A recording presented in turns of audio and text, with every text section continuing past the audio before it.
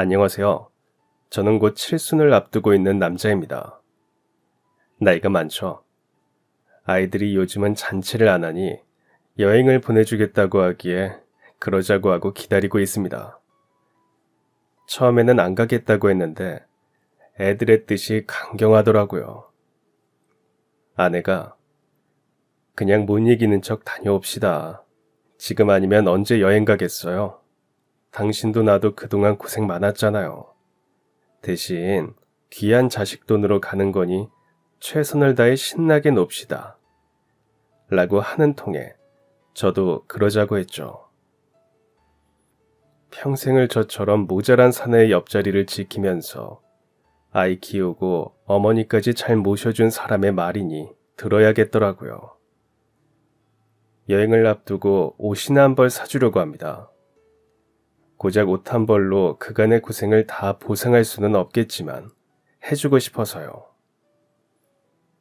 생각해보니 생일이다 무슨 기념일이다 하는 날에도 저는 밖에서 지냈습니다. 이 나이 먹도록 일이 바쁘다는 핑계로 제대로 된 가족여행 한 번을 못 갔거든요. 얼마나 바쁘면 여행도 제대로 못 다녔냐고요. 그러게 말입니다. 무심한 가장이었죠. 나쁜 놈들 잡는 일을 한다며 아이들이 어릴 때는 자랑스러워 해줘서 그 핑계로 빠져나갔지만 아이들이 크니 그 핑계도 통하지 않더군요. 아이들도 바라지 않고요. 가족과는 동떨어져 지내는 것을 당연하게 느꼈던 그 시절을 저는 놓치고 말았죠. 나이가 들고 가족의 곁이 필요할 때는 가족들이 바빠 그 뒷모습을 봐야 했습니다. 그래도 어쩝니까? 제가 바빠야 국민들의 안전이 지켜진다는 신념으로 일만 했습니다. 그렇게 경감까지 달아보고 퇴직을 하기는 했지만 그것이 가정에서까지 영광으로 이어지지 않은 것 같아 마음이 허탈하기도 했죠. 하늘만 봐도 눈물이 나더라고요. 그렇다고 시간을 돌릴 수 없고 다시 돌아간다고 해도 제가 다른 선택을 할지 솔직히 모르겠습니다. 아마도 똑같은 선택을 하고 바쁘게 달리며 살겠죠.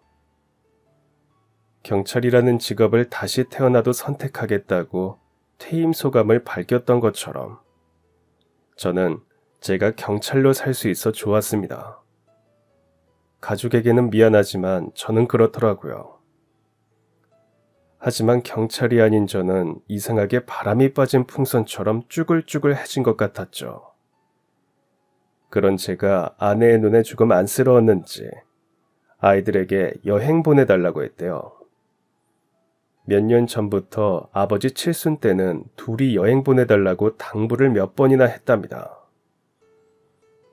막내 딸아이가 아빠, 엄마가 하자는 대로 해. 엄마도 우리한테 말하기 쉽지 않았어.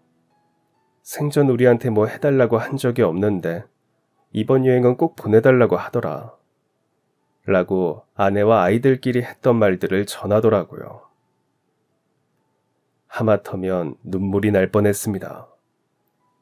가족에게 짐스러운 존재가 아닌지 고민했던 날들도 떠오르고 모두에게 미안해서요.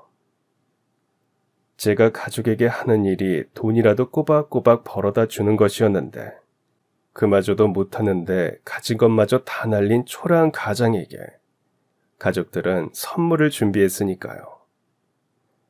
그저 돈만 벌어서 가져다 주기만 했지 아이들과 잘 놀아주지도 못하고 집안 행사를 뭐하나 챙기지도 않은 허울뿐인 가장이었던 저를 위해 가족들이 뜻을 모았다는 게 감동적이었습니다. 그래도 나이 들어 기댈 곳이라고는 역시 가족뿐이구나 싶고요. 제가 퇴직을 한 이후에도 사고 아닌 사고를 치는 바람에 면목이 없어 기가 죽었죠. 그때도 누구 하나 제 탓을 하거나 나무라는 사람 없이 같이 힘들어 해줬습니다. 지금이야 잘 해결이 돼서 다행이기는 하지만 그래도 체면이 말이 아니더라고요. 어릴 때부터 동기한 줄 알고 살라는 어머니 말씀을 잘 따르고 살았는데 왜 그런 일이 제게 생겼는지 지금도 모르겠습니다. 마치 귀신에 홀린 것 같다고 할까요? 돌아가신 어머니께서 저 정신 차리고 살라며 기회를 한 번 더 주신 것도 같고요. 어머니는 살아생전에도 앉으나 서나 제 걱정에 잠도 설치시던 분이었거든요. 제가 6살 때 오래도록 편찮으셨던 아버지가 돌아가시고 저 하나 잘 키우시려고 남의 집 식모살이를 하면서 고생을 하신 어머님이시기도 하고요. 덕분에 행복했죠. 어머니를 따라 들어간 주인집에 아래쪽에 딸린 작은 공간에서 자라게 되었습니다. 작은 방에 부엌이 있는 창고 한켠을 개조한 공간이 어머니와 저의 보금자리였죠. 어머니와 그 방에 누워 잠이 들 때 가장 행복했습니다. 별도 안 보이는데 별을 셌죠. 어머니께서 보이지 않는 별을 세며 훌륭한 사람이 되는 게 더 멋지다고 하셔서요. 그렇다고 눈칫밥만 먹고 자란 것은 아니었습니다. 주인집이 너그러운 분이셨거든요. 주인집 아들이 저와 동갑인데 사모님께서 함께 놀게 해주셔서 그 집 마당을 뛰면서 씩씩하게 자랐습니다. 그래도 어머니는 눈치를 많이 보셨을 거라고 생각합니다. 아무래도 아이들이 놀다 보면 서로 다투지는 않을까 싶어 잘 살피셔야 했겠죠. 하지만 저는 주인집 아들과 잘 지냈습니다. 그 친구와 서로 죽이 잘 맞았거든요. 주인집 아들이 어릴 적부터 몸이 약해 다른 친구가 없어 저와 어울리는 것을 좋아해 뭐든 같이 하고 싶어 해서요. 제가 하는 건 다 따라 하고 싶어 하면서 방실거리며 웃었죠. 그런 주인집 아들이 동생 같고 뭐든 다 좋다고 웃는 모습이 좋아서 잘 어울렸습니다. 저와 친구는 그렇게 금방 친구가 되어 같은 학교 다니며 둘도 없는 사이가 됐습니다.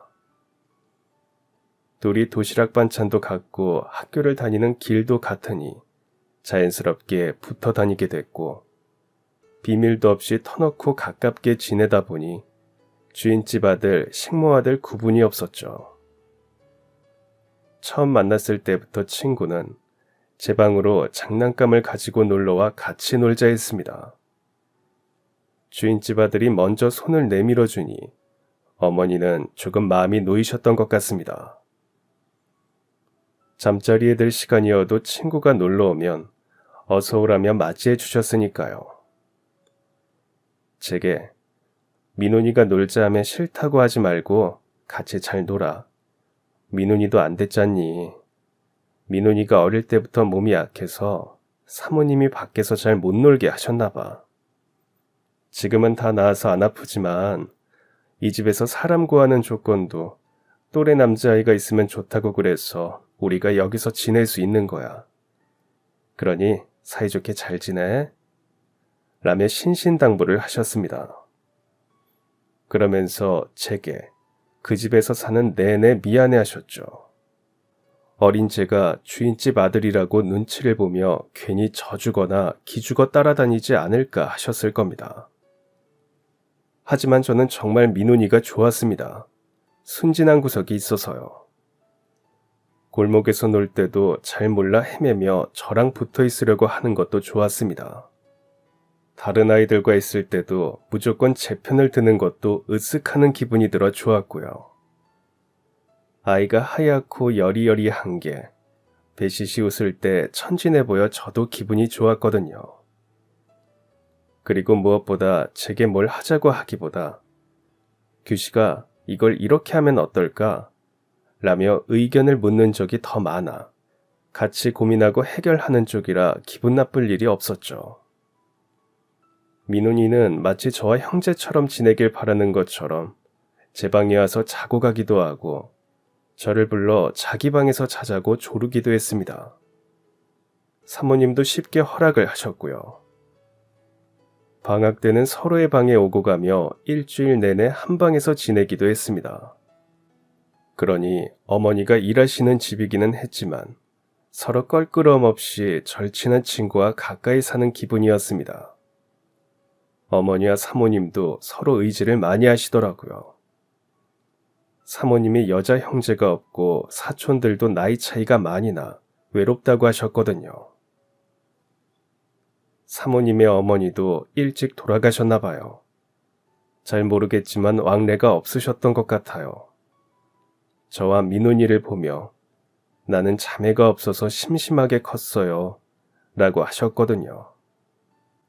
게다가 민훈이의 아버지이신 사장님도 외동아들이라고 하셨는데 민훈이까지 외동이니 홀로 외로울까 싶어 일부러 또래아이와 함께 들어와 거주할 식모를 찾으셨답니다. 그 덕분에 저는 민훈이와 함께 자라게 된 것이었습니다. 저희 모자에게는 은인이셨죠. 돈도 없는데 오갈 곳이 없던 저희 모자가 지낼 곳이 생긴 것만으로 큰 은혜였습니다. 아이 없이 식모만 찾는 집이 더 많지 아이까지 드리려는 집은 있기 힘들었으니까요. 아버지가 폐병을 오래도록 앓다가 돌아가시는 바람에 있던 돈도 다 병원비로 쓰고 먹고 살 걱정을 하던 터였는데 저희 사정을 아신 통장 아주머니가 소개해 주셨대요. 사모님은 사정을 들으시고 어머니를 처음 보시던 날에 때마침 딱 들어맞는 조건으로 이렇게 만나진 게 인연이라면서 제게도 잘해주셨습니다. 상냥하게 웃으셨죠. 제가 공부를 더 잘하고 운동을 더 잘한다고 언짢아 하시거나 나무라지 않으셨죠. 오히려 제게 시험 잘 본 상이라며 민훈이와 같은 운동화를 선물로 주셨습니다. 민훈이와 그 운동화를 신고 운동장을 달리며 숨이 턱에 차도록 놀고 집으로 돌아가면 어머니와 사모님이 함께 마당에서 일을 보시다 웃으며 저희 둘을 맞이해 주셨습니다. 여름이면 땀을 뻘뻘 흘리며 뛰어 들어갔고 겨울이면 콧끝과 볼이 벌겋게 되어 들어가 하하호호 웃던 날들이 아직도 눈에 선합니다. 가족도 아닌데 가족처럼 지냈죠. 인심이 후하신 사모님 덕분에 저와 어머니도 귀하고 비싼 재료로 만든 음식을 저희 방에서 먹을 수 있었고 도시락 반찬도 민훈이와 같은 반찬을 쌀 수 있었습니다.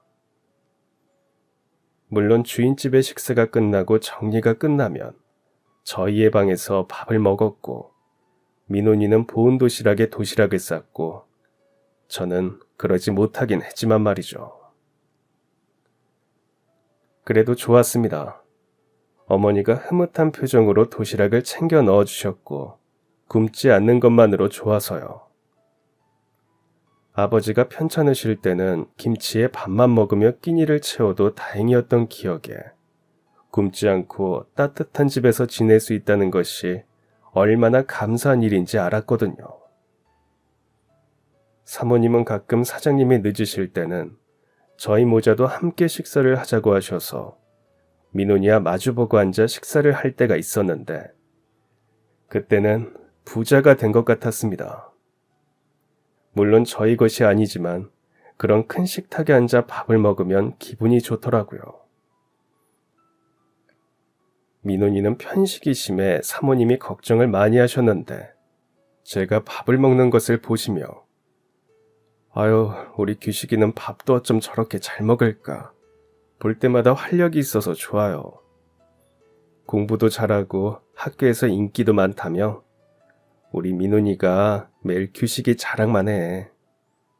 라고 하시면서 웃으셨습니다. 어머니는 사모님이 하시는 말을 들으시며 웃으셨고요. 그리고는 민훈이도 저희 처음 왔을 때보다 많이 씩씩해졌어요. 키도 많이 크고요. 밥 양이 조금만 더 늘면 좋긴 하겠어요. 민훈아, 뭐든 먹고 싶은 거 있으면 말만 해. 아줌마가 다 해줄게. 라면서 민훈이에게 이야기하셨죠. 그러면 민훈이는 저를 봤죠.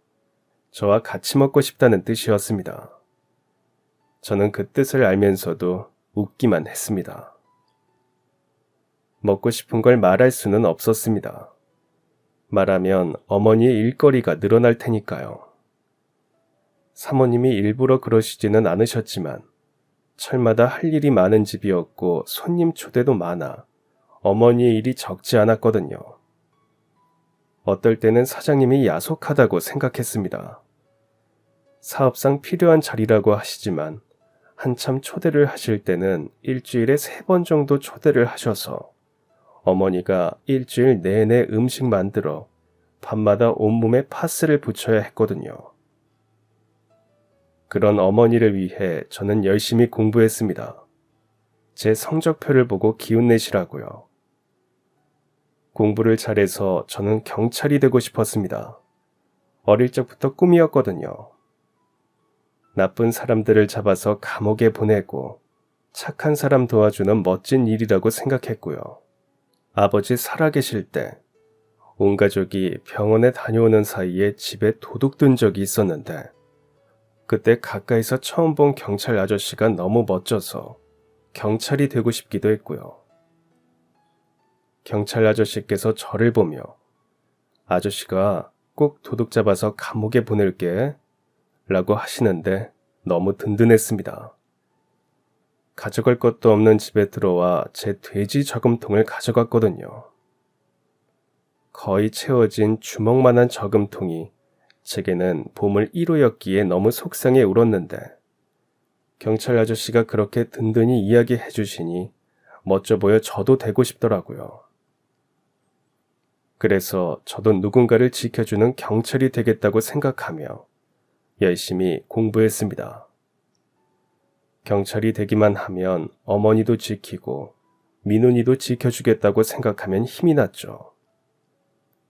체력이 딸려 공부하기 힘들어하는 민훈이까지 챙겨서 공부를 하면 사모님께서도 좋아하셨습니다. 민훈이는 아버지를 따라 경영학과에 간다고 공부를 했습니다. 하지만 성적이 나오지 않아 괴로워하면서도 제가 곁에서 하지 않으면 안 했습니다. 그러니 사장님이나 사모님께서는 제게 미안해 하시면서도 부탁을 하셨습니다. 우리 민훈이가 규식이 귀찮게 해서 어떻게 하니?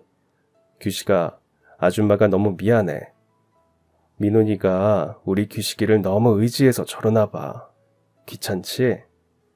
라고 웃으시면서요. 저는 아무래도 상관없기도 했고 민훈이와 공부하면서 정리가 되어 좋았습니다. 시커먼 사내아이 둘이 바늘과 실처럼 붙어다니며 실실 웃는 게 웃겼습니다. 서로만 있으면 별일이 아니어도 하하호호 웃어댔고 뭘 하든 효율이 오르기도 했죠. 하지만 저희 둘은 영원하지 못했습니다. 제가 경찰 시험에 붙으면서 이사를 해서요. 제가 월급을 받게 되었으니 어머니는 이제 좀 쉬게 해드리고 싶어 이 일 그만두시라고 말씀드렸습니다. 어머니는 조금 더 하시겠다고 하셨지만 그럴 수는 없었습니다. 어머니 허리가 점점 심하게 아프고 계셨고 손가락 마디도 퉁퉁 부을 정도였거든요. 그래서 민훈이네 집에서 멀지 않은 곳에 어머니와 제가 지낼 방 2칸짜리를 집을 구해 이사를 했습니다. 이삿날 어머니와 사모님 2분 다 우시면서 아쉬워하셨죠. 민훈이는 서운해했지만 잘된 일이라며 자주 만나서 전처럼 지내자고 했고요. 하지만 저희는 마음처럼 자주 만나지는 못했습니다. 세상 사는 게 너무 바빠서요. 그런데다가 민훈이가 학교를 멀리 떨어진 곳으로 가 기숙사 생활을 하면서 점점 연락이 끊겼습니다. 가끔 만나 밥을 먹고 술도 한잔 하기도 했지만 드물었죠. 저는 경찰 일을 배우느라 어리버리하며 정신 못 차리고 있어 그런지 힘들었습니다. 해결하지 못하는 사건이 생기면 밤잠을 설쳐가며 마음고생을 해야 했고 날을 샜죠. 수사하고 신문하다 보면 날 새는 건 흔한 일이 됐거든요. 몸도 마음도 지쳤습니다. 그러다 보니 누군가와 시간을 보내기보다 틈이 나면 집에서 쉬게 되더라고요. 민훈이는 그런 지게 서운하다 하면서도 익숙해지는지 찾아오는 횟수가 줄더군요. 제가 저희 반장님 동생과 선을 봐 결혼을 하게 되면서 더 만나기가 힘들어졌고 첫째 아이를 임신했다는 기쁜 소식을 접하고 얼마 뒤 어머니께서 쓰러지셨습니다. 다행히 아내가 가까이 있다가 빨리 병원으로 모시면서 위험은 면했지만 뇌경색으로 쓰러지신 어머니는 왼쪽 편마비가 와 혼자서 생활하시는 게 힘들어지셨습니다. 몸이 무거운데도 아내는 어머니를 성심껏 모셨고 아내 덕분에 나아지고 계셨죠. 그러니 저는 점점 더 개인적인 시간을 보내기가 어려웠습니다. 어머니를 돌봐야 했죠. 고맙게도 제가 없을 때 민훈이도 다녀가고 사모님도 오셨다 가신다는 아내의 말에 감사한 마음을 전하지 못했지만 마음속에 고마움을 새겼습니다. 명절 때나 인사했죠. 그때라도 찾아가면 어릴 때처럼 웃으며 반겨주시는 사모님과 헤헤 웃는 민훈이가 반갑고 따뜻하게 느껴졌습니다. 가끔 보는 친척을 만나는 기분이 들기도 했고요. 아버지가 편찮으시면서 모두 연락이 끊기는 바람에 저도 친척이 없이 커서 민훈이가 내내 마음속에 있었거든요. 민훈이가 저를 변함없이 반겨주는 게 고맙고 좋았습니다. 아내의 배는 점점 더 부르고 밤마다 발이 붓는다며 앓는 소리를 하면서도 어머니를 잘 지켜주고 있는 상황에서 민훈이와 사모님이 챙겨주시는 게 감사한 일이었습니다. 집에 잘 없는 저의 빈자리를 채우는 것 같았고 잊지 않고 기억해주는 것도 좋았죠. 그러다 아내 출산 예정일이 얼마 남지 않았을 때 어머니가 돌아가셨습니다. 제가 5일 만에 집에 들어가 씻고 밥을 먹는데 저를 보면서 손짓을 하시더라고요. 그래서 다가가니 더듬거리시면서 아범아 몸 챙겨라. 힘든 일 하느라 고생한다. 라고 하시더라고요. 그런 어머니께 퉁명스럽게 네 알았어요. 라고 대답을 하고 돌아섰죠. 그리고 먹다만 밥을 먹는데 아내가 갑자기 어머니를 부르면서 다가가더라고요. 깜짝 놀라 어머니께 다시 달려갔는데 금방 전 이야기하시던 어머니가 아니셨습니다. 기운이 하나도 없는 얼굴로 눈을 지그시 감으셨는데 인상을 약간 쓰고 계시더라고요. 어머니 어깨에 붙들어 흔들며 어머니를 불렀지만 어머니는 기척이 없으셨습니다. 현장에서 시신을 많이 보았는데 제게 그처럼 슬프고 애달픈 시신은 처음이었습니다. 눈물부터 나고 무슨 말을 해야 할지 모르겠더라고요. 뭘 해야 할지도 모르겠더군요. 그렇게 절차를 외쳤는데 무슨 절차를 어떻게 해야 할지 모르겠어서 슬펐습니다. 아들이 경찰인데 이렇게 황망하게 어머니를 보내야 하는 것도 슬프고 힘들었죠. 아내는 어머니의 얼굴을 쓰다듬으며 어머니 이제 편히 쉬세요 라고 하더군요. 어머니 장례를 치르며 아내는 푸른 배를 부여잡고 버텨주었습니다. 너무 고마웠죠. 그런 아내에게 가서 누우라고 나 혼자 있겠다고 했지만 웃으면서 자리를 지키더군요. 민훈이는 그런 아내를 보며 규식아 너는 재수 씨한테 엎드려 절해야 한다 라고 했고 사모님은 오셔서 살뜰하게 어머니 장례 과정을 챙기셨습니다. 많이 우시면서요. 장례를 치르며 아내와 민훈이 사모님께는 죽을 때까지 잘하겠다고 다짐을 했습니다. 어머니가 안 계신 이 세상을 저 세 사람과 의지하며 최선을 다해 잘하겠다고 어머니께 약속하며 울었습니다. 그래야 어머니께서 가시는 길이 편하실 것 같고요. 제가 외로이 홀로 있는 것보다 아내와 민훈이 사모님과 함께하는 것을 바라실 것도 같다는 생각도 했습니다. 민훈이에게도 내가 앞으로 더 잘할게 라고 하기도 했죠. 민훈이는 웃으면서 야 임마 너는 지금도 잘하고 있어. 경찰 노릇 잘하면 됐어. 그게 나도 지키고 우리 어머니도 지키는 거야. 재수 씨한테나 잘해라. 고생 많았다. 라며 제 어깨를 툭툭 치더라고요. 민훈이가 어느새 어른이 된 것 같아 보였습니다. 어머니가 떠나시고 2달 뒤 저를 꼭 닮은 아들이 태어났습니다. 아내가 고생했죠. 이틀을 진통하는 바람에 수술을 할 수도 있다는 의사 선생님의 말씀에도 아내는 고집을 부리며 꼭 그냥 낳겠다고 하면서 아이를 낳았거든요. 그냥 낳고 싶었대요. 하지만 위험할 수도 있다는 말에 저는 수술 동의를 했는데 그때 아이가 나왔습니다. 그렇게 속을 썩이더니 쩌렁쩌렁 울리도록 우는 아이의 목소리에 저는 웃었습니다. 그때도 제 연락에 민훈이와 사모님은 오셔서 아내를 챙겨주시고 축하해 주셨습니다. 사모님은 너무 예쁘다. 우리 민훈이도 얼른 장가가서 이렇게 예쁜 아이 낳아야 하는데 아버지 된 거 축하해. 라며 웃으셨고 민훈이는 이제 너가 형이다. 라면서 웃었죠. 여전히 하얗고 순진한 웃음이 남은 민훈이의 얼굴이 보기 좋았습니다. 그러고 얼마 뒤 민훈이가 다른 날과 달리 잔뜩 취해서 경찰서로 저를 찾아왔습니다. 사장님의 회사로 들어가 일을 배우고 있던 민훈이는 가끔 일이 너무 힘들다고 하기는 했지만 그날처럼 힘들어하는 모습은 처음이었습니다. 그래서 더 놀랐습니다. 무슨 일이야? 라고 묻는 제게 민훈이는 아니, 우리도 이사 간다. 그래서 왔어. 라며 답을 하는데 이상하게 얼굴이 슬퍼 보였습니다. 무슨 일이 있다는 걸 알겠더라고요. 그래서 이사? 어디로? 멀리 가? 라고 물으며 민훈이의 얼굴을 살폈습니다. 민훈이는 고개를 푹 숙이더니 멀리 가. 아버지 공장이 지방에 있는 게 있는데 그쪽으로 갈 것 같아. 가면 한동안 연락 못할 것 같아서 왔어. 내일 바로 가거든.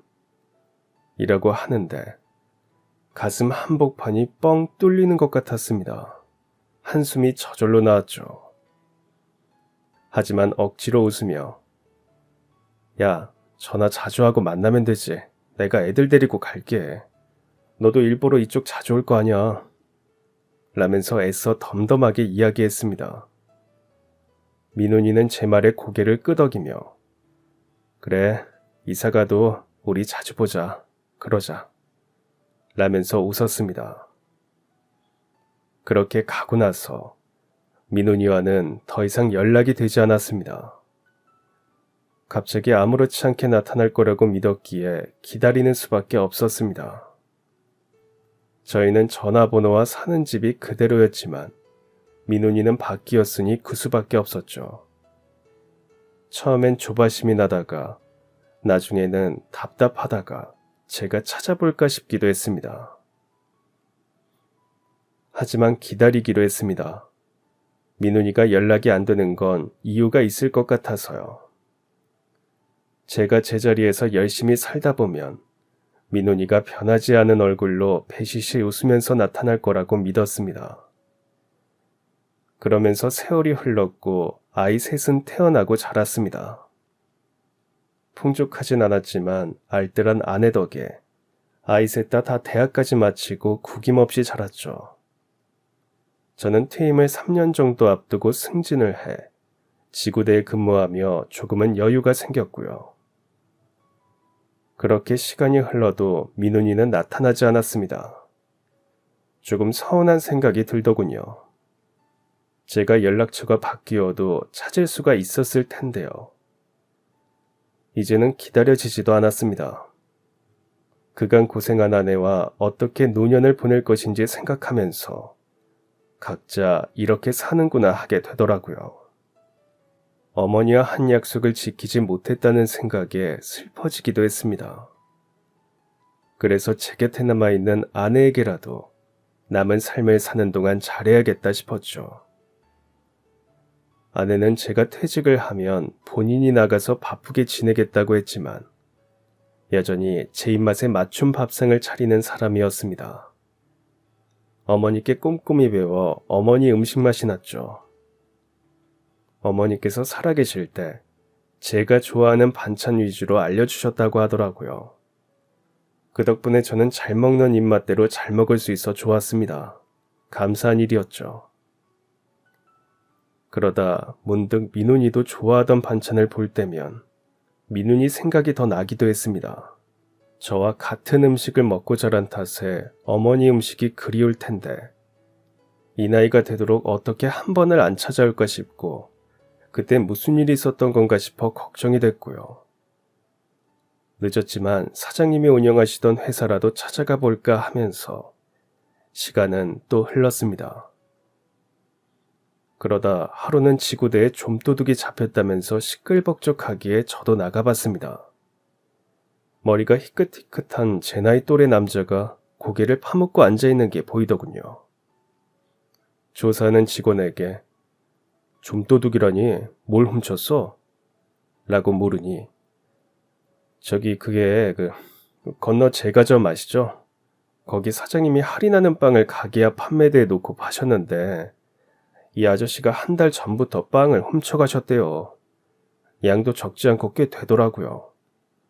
사장님이 CCTV로 다 찍어 놓으셨다고 선처 안 해주신대요. 몇 번 안 된다고 했는데 그래도 와서 가져가신다고 더 이상 못 봐주신대요. 라고 하기에 웃고 말았습니다. 아니, 요즘 같은 세상에도 빵 훔쳐먹는 사람이 있어? 세상에, 아저씨 어떡해요. 봐줄 때 그만하시지 그랬어요. 라고 하다 저는 그 자리에서 소리를 지를 뻔했습니다. 제 말에 파묻고 있던 고개를 든 남자의 얼굴이 낯이 익어 살펴보니 민훈이었거든요. 나이가 들어 주름이 늘고 머리가 하얗게 되어 입고 있는 옷의 행색이 초라해지기는 했지만 분명히 민훈이었습니다. 그쪽도 저를 알아보고 놀라면서 고개를 피하더군요. 제가 다가가 너 민훈이 맞지? 민훈아, 너 라며 아는 체를 하는데도 고개를 제 쪽으로 돌리지 못하고 있으면서요. 그 부잣집 아들 민훈이가 빵을 훔쳤다니 믿기지 않았고 믿을 수 없었습니다. 어쩌다가 이런 꼴로 나타났을까 싶고요. 동창회에서도 민훈이는 어디선가 엄청 잘 먹고 잘 사느라 동창회도 안 나오는 거라고 다들 말할 정도로 민훈이가 형편이 어려워질 거라고 생각도 못했거든요. 사장님의 사업은 그만큼 승승장구한다는 생각이 있었고 워낙 잘 살았으니까요. 마지막으로 이사를 간다고 찾아왔을 때도 민훈이가 가는 곳이라면 호화별장같이 화려하고 넓은 정원이 딸린 집을 상상했습니다. 그런 풍경에 민훈이는 당연했습니다. 왕래가 없어도 친가와 외가 모두 잘 사는 집이라며 대대손손 그 부를 물려받은 전형적인 부자가 저희들 사이에서는 민훈이었으니까요. 그런데 빵을 훔치다뇨. 어이가 없는 상황이었지만 민훈이에게 사정을 들어야 했습니다. 도와야 했고요. 조사를 마친 민훈이에게 다가가 민훈아, 밥 좀 먹자. 내가 국밥 시켜놨어. 라며 지구대 뒤쪽 직원 식사 공간으로 데리고 가는데 민훈이가 어깨를 들썩이며 울더군요. 그런 민훈이의 어깨를 감싸 안는데 눈물이 났습니다. 민훈이가 많이 말랐더라고요. 자리에 앉아 수저를 쥐어주며 먹으라고 하면서도 눈물이 났습니다. 너무 속상해서요. 규식아, 내가 면목이 없어서 너를 못 찾아갔다. 라며 우는데 화도 났습니다. 이런 상황이라면 당연히 저를 찾아왔어야죠. 도둑이 되는 것보다 나을 텐데요.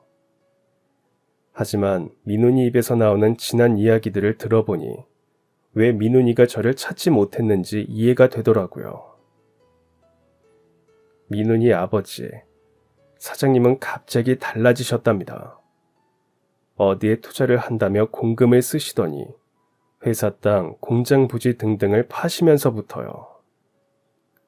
아무리 셈을 해봐도 이건 아니다 싶어 민훈이가 적극적으로 말렸지만 안 되더랍니다. 결국엔 집을 팔고 공장 옆에 작은 집을 지어 내려갔지만 그 땅까지 다 팔고 남은 재산으로 한 칸짜리 월세방도 겨우 구하겠더랍니다. 집이 망해가니 결혼도 못했고요. 사모님은 반쯤 정신을 놓으셨는지 멍하니 벽만 보고 계셨고, 사장님은 끝까지 자신의 전 재산을 들고 나가 안 나타나셨답니다. 그 스트레스로 민훈이도 쓰러졌고요. 쓰러졌다가 일어나니 아무것도 하고 싶지 않더랍니다. 다 싫고 포기하고 싶었대요. 병원 응급실에도 못 가고 무표정한 사모님이 물수건을 갈아가며 얹혀주시는데 내가 이보다 더 이상 어떻게 비참하게 살아야 하나 싶어 눈물만 나더랍니다. 그런데 사모님께서 아무것도 안 하고 정신을 놓고 계시니 포기도 못했답니다. 혼자면 훌쩍 절에 들어가 머리라도 깎아보겠는데 어머니를 혼자 둘 수 없어서요. 그래서 일단 살던 고향으로 가자는 결심에 어머니와 월세를 정리한 돈을 가지고 오기는 했는데 방을 구하기는커녕 여인숙에서 생활을 하며 지내게 되었답니다. 수중에 돈이 떨어지기 전에 일용직이라도 일을 해보려고 했지만 체력이 약한 탓에 오히려 피해만 끼쳐 돈을 물어주게 됐다고 하더라고요. 돈은 순식간에 바닥이 났겠죠. 그런 상황에 저를 찾아가 내가 이렇게 망했노라고 하기도 창피했답니다. 그러다 가게 밖에 내놓은 빵을 보게 되었고 자기도 모르게 손을 대고 있더래요. 주인이 와서 엄포를 놓았으나 설마 빵 몇 개에 감옥에 보낼까 싶어 계속했답니다.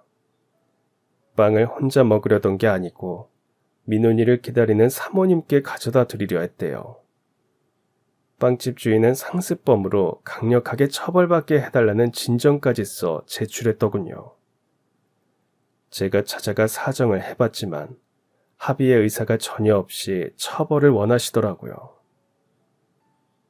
유치장에서 구치소로, 구치소에서 교도소로 간 민훈이를 절대 구제할 수 없다면서 제게 강조를 하더라고요. 처량할 정도로 삐쩍 마르고 연약한 모습은 안 보였나 봐요. 절도라는 죄를 지은 민훈이를 감싸는 것이 아니라 얼마나 배가 고팠으면 그랬을까 싶어서요. 6살 때부터 그 친구가 어떻게 자라고 어떤 환경이었는지 다 아니 그랬겠죠. 하지만 낯선 사람에게는 그저 비루한 가난뱅이일 뿐이라는 게 마음 아팠습니다. 민훈이는 국선 변호사님과 함께 사정을 호소하며 선처를 바라는 마음으로 항변해 보았지만 재판 끝에 교도소에 가야 했습니다. 2년형을 선고받게 되었죠. 그때 당시 임기가 1년 조금 넘게 남았던 저는 제가 제일 아끼는 친구를 구해주지 못했다는 사실에 괴로워했습니다. 경찰 일을 했던 제가 친구를 방치한 것 같고요. 그래서 민훈이가 구치소에 수감되면서 했던 우리 어머니 좀 부탁할게 라는 말을 지키기 위해 최선을 다하기로 마음먹었습니다. 돌아가신 어머니께 못한 일이었죠. 어머니는 아내가 전담하여 주었기에 제가 하는 일이라고는 며칠에 한 번 얼굴을 비추는 무난 인사 정도였습니다. 하지만 민훈이 어머니께는 그럴 수 없는 일이었죠. 일단 오가실 곳이 없으시니 저희 집에 모시고 제가 삼시세끼 챙기며 돌봤습니다. 아이들은 그런 저를 이해하지 못했지만 사모님께 입은 은혜를 아는 아내 역시 사모님을 모시는데 찬성했기에 가능한 일이기도 했습니다. 어머니 생각이 많이 났죠. 다행인 건지 사모님께서는 저희 집으로 오시고 나서 상태가 조금씩 좋아지시더니 전처럼 웃기도 하시고 인사를 하기도 하셨습니다. 그렇다고 알아보지는 못하시고요. 워낙 성품이 좋으신 분이셔서 그런지 기억을 잃으셨다고 해도 좋으신 게 신기했죠. 민훈이에게는 면회를 가서 이야기하기도 하고 편지를 써 소식을 전하기도 했습니다. 제가 그렇게 민훈이와 이어져 있다는 것을 사모님은 마치 아시는 것처럼 제게 아저씨, 우리 아들 언제 와요? 아버지 오시기 전에 와야 하는데 어디 갔지? 늦으면 큰일 나요. 아이가 몸이 약해서 아이 아버지가 신경을 많이 쓰거든요. 뛰어논 것을 아시면 불호령을 내리실 텐데 라며 찾으시기도 하셨고요. 병만 보고 멍하니 계실 때에 비하면 그 정도도 엄청 좋아진 거라며 민훈이는 제게 고맙다고 했습니다. 어머니 이야기를 하며 웃는 얼굴은 예전 그대로이더군요. 민훈이의 그 얼굴을 보는 게 정말 좋았습니다. 시간이 나는 대로 면회를 갔죠. 그러다 정년퇴직을 하고 나니 조금 욕심이 나더라고요. 평생 없던 돈 욕심도요. 그러다 퇴직금으로 투자를 하면 제가 죽고도 자식들까지 혜택을 본다는 투자처를 알게 되었습니다. 무슨 원리로 돈에는 이자가 붙어 제 돈이 수백억이 된다고요. 아는 선배가 특별히 저에게만 알려준다는 그 말에 저는 퇴직금을 모두 투자했습니다. 하지만 제 돈을 입금한 후로 선배와 투자 전문가는 연락이 힘들어지더군요. 그 투자금으로 교도소에서 나온 민훈이와 장사라도 해보려고 했던 꿈 같은 일은 제 인생에 그저 꿈으로 남게 되었습니다. 그런 상황이니 가족들 볼 면목이 없었죠. 그럼에도 사모님을 모시는 일은 게을리하지 않았습니다. 사람의 도리가 아니었죠. 제가 투자 사기를 당하는 바람에 아내는 식당에 나가 설거지를 하기도 했고 건물 청소를 하면서 생활비를 보태야 하는 지경에 이르렀습니다. 그런데도 아내는 한마디 원망하는 말도 하지 않더라고요. 그냥 저를 두었습니다. 아침에 일어나 사모님 모시고 화장실 다녀오고 식사 챙기고 나면 뉴스 보면서 사모님께 일방적인 대화를 나누고는 했습니다. 사모님은 묵묵히 들어주시더라고요. 전에는 웃으며 했지만 그때는 웃지도 않았죠. 다 잃은 놈이 어떻게 웃겠습니까? 하루 종일 사모님과 붙어 앉아 뉴스 이야기를 아무 표정 없이 하게 됐습니다. 민훈이가 출소를 4개월 정도를 앞둔 그 시점에는 자책감이 깊어 많이 힘들었습니다. 아내를 비롯한 가족 그 누구도 제 탓을 하지 않았는데 혼자 동굴로 들어갔죠. 동굴로 가는 길에 사모님까지 챙기려 애쓰면서요. 물론 위로가 될 때도 있었습니다. 사모님께서 저를 민훈이로 하시고 손을 맞잡으며 아들 어디 가지마. 안 보여서 너무 놀랐잖아. 다시는 어디 가지마. 라고 하실 때는 제 어머니를 만나는 것 같았죠. 그렇게 지내다 보니 사모님께 정도 더 많이 들게 되더라고요. 민훈이를 기다렸습니다. 함께 기다리다 보면 그 더디게 가는 시간이 조금은 빨리 달려주지 않을까 싶었습니다. 상황이 좋아진 사모님과 민훈이가 마주보고 감격스런 상봉을 하기를 바랬죠. 어려운 형편에 가족들 눈치를 안 볼 수 없었지만 그렇게 기다리는 것만 해야 했죠. 그러다 아내가 여보, 민훈 씨 돌아오면 민훈 씨랑 사모님이랑 어떻게 지내야 할까? 어지간하면 내가 이런 말 안 하는데 라는데 드디어 올 것이 왔구나 싶었습니다. 그래, 일평생 경찰 일을 했다는 놈이 사기나 당하고 내가 면목이 없다. 미안해. 하지만 지금 우리가 민훈이나 사모님 모른 척하면 또다시 도둑질 하라는 거야? 라고 뾰족하게 말해버렸습니다. 아내는 제 뾰족함에 놀라는 듯 하다가 입을 닫더군요. 그러더니 아무 일이 없었다는 듯이 일을 나가고 음식을 했습니다. 저는 더 숨었고요. 사모님은 이 상황을 아시는 건지 모르시는 건지 모르겠지만 평온해 보이셨습니다. 그러다 기다리던 민훈이가 돌아오고 사모님은 한결 더 나아지시더니 저와 민훈이를 구분하기 시작하셨습니다. 민훈이는 교도소에서 기술을 배웠다면서 일을 다니더군요. 그러더니 아내에게 월급을 받아 일주를 내놓고 저축을 한다고 하더라고요. 3개월이 조금 넘었을 때 저희 동네 원룸이 많은 그곳에 방 하나를 얻어 나갔습니다. 아내에게 재수씨, 내가 진짜 면목이 없어요. 그동안 신세 많이 졌어요. 갚을게요. 내가 한꺼번에 갚지는 못하지만 천천히 꼭 갚을게요. 진짜로요. 라는 말을 하면서요. 아내는 민훈이의 그 말에 눈물을 보이더니 아니에요. 저희 어머님 생각하면 제가 사실 이 사람 퇴직금 다 날리고 힘들어서 그런지 버겁기도 했어요. 힘들더라고요. 그러면 안 되는데 제가 죄송해요. 라면서 눈물을 뚝뚝 흘리는 아내를 보며 마음이 편하지는 않았습니다.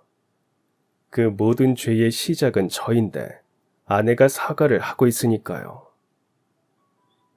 그래서 사기꾼 놈들을 잡으러 다녀야겠다고 생각했습니다. 이래봬도 전직 형사니까요. 속아서 사기를 당했을지라도 죗값은 치르게 해주겠다고 생각을 하게 되더라고요.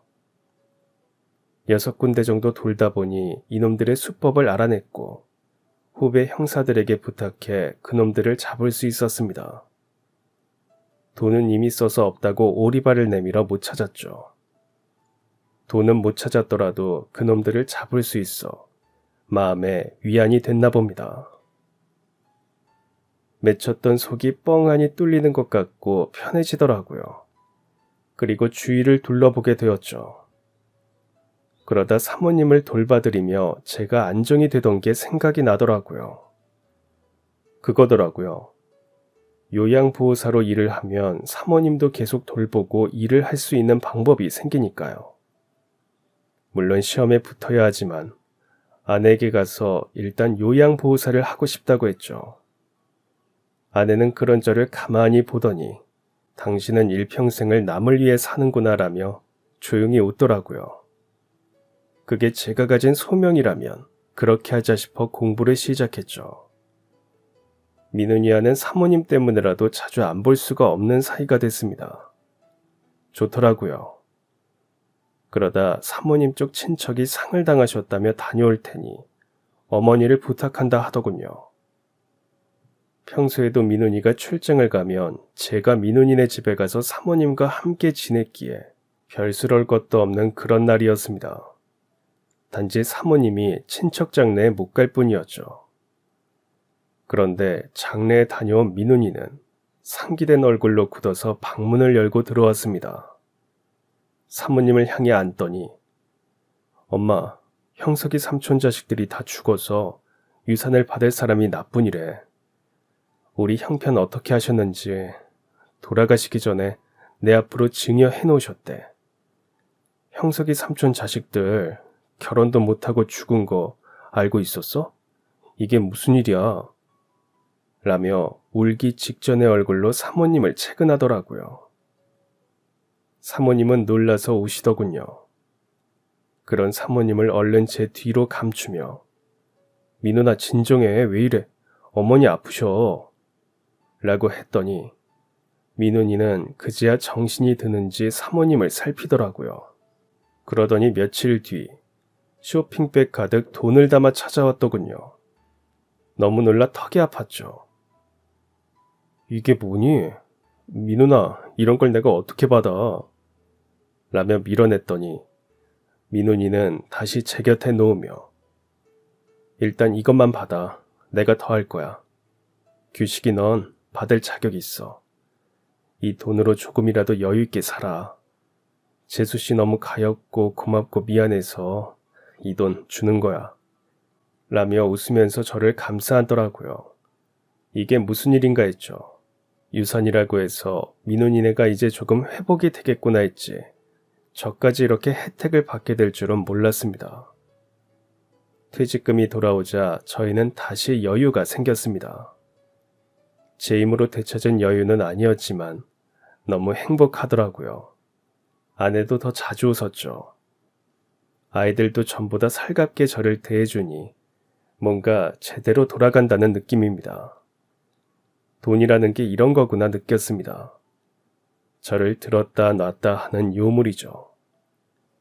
하지만 돈이 최우선은 아니었을 겁니다. 바로 사람이 곁에 있다는 것이 중요하죠. 돈은 언제든지 떠날 수 있지만 있으면 편리한 거고, 사람은 잃으면 되돌리기가 어려우니까요. 그 사람 덕에 제가 이렇게 여유도 되찾았고요. 제게는 은인이죠.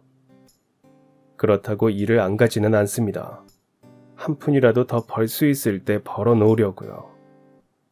아내도 그 생각으로 일을 간다고 하더군요. 그렇게 열심히 살다가 떠나고 싶네요. 여러분들도 꼭 이렇게 서로 은혜를 갚는 사람들이 되기를 바랍니다. 그래서 전 이른의 나이에도 외롭지 않습니다. 마지막까지 지금과 같길 바라며 글 마치겠습니다. 그럼 지금까지 사연 들어주셔서 감사합니다. 사연이 재밌으셨다면 구독과 좋아요 부탁드려요. 감사합니다. 안녕히 계세요.